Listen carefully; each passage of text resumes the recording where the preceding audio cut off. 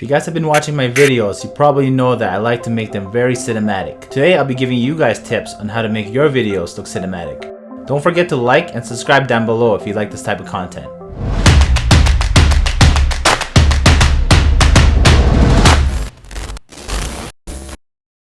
So what do I mean by making your film look cinematic? So basically, making your videos look like a Hollywood movie.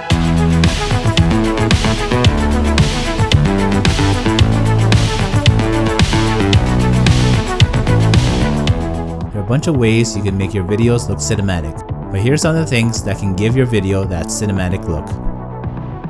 Number 1, changing your project settings. Always set and export your project video settings to 24 frames per second.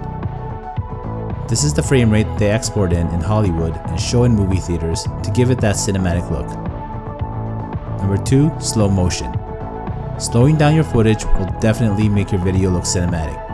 It adds a really dramatic look to your videos. When shooting your clips, make sure to shoot it in at least 60 frames per second so that when you slow it down in post, it'll come out extra smooth. Number 3, sound design. This is one thing that can dramatically change the level of your videos. Sound is a huge part of a cinematic video. By adding it to your final product, it will enhance the experience of your viewer. Here are 3 clips with no sound design, but just the music playing in the background.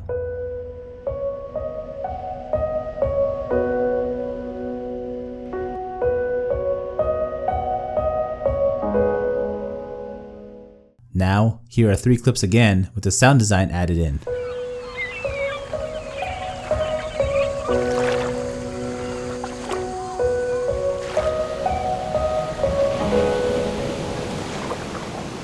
What do you think? Did you enjoy it more with the sound added?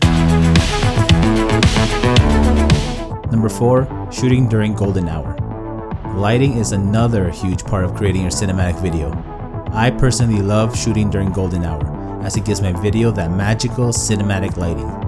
Golden hour is usually 1 hour before the sun sets. The warm color of the light at this time is absolutely amazing. You are able to create amazing things during golden hour, such as dramatic silhouettes and really cool looking lens flares. Number 5, shallow depth of field. A lot of films use a shallow depth of field like this shot here to create a cinematic look. It can be used to help the viewer focus on the subject instead of everything else in the shot. Here's one clip shot with a shallow depth of field, and another one on the lens with a deeper depth of field. Which one looks better to you? You will need a lens that has a fast aperture, like the Sigma 30mm f1.4 lens, or shoot with a point-and-shoot camera like the Canon G7X Mark II, which can do a max aperture of 1.8mm. There are cheaper options, so check the description down below for a list of cheap lenses that will get you that shallow depth of field look. Number 6, multiple shots. Shoot the exact same shot in several angles. This way, you are able to put your story together in post with a lot more flexibility. It also helps you tell your cinematic story. Shoot wide, then close up. Focus on certain aspects of your subject. Combine them all afterwards to create a story with your cinematic shots. Number 7, color correction and grading. Now that all your clips are placed on the timeline, it's time to correct the colors and add some color grading to all your footage. Add color correction to your clip, then adjust settings such as midtones, shadows, and highlights in each category until your clips look just about right. To give your film a cool, moody look, add some blues to your clip. If you want to give it a warmer look, try putting in some orange. Play around with these settings until you get a look that you like. Or if you want, you can add a LUT to your footage. A LUT is basically a pre-made color grade that you can apply to your clips.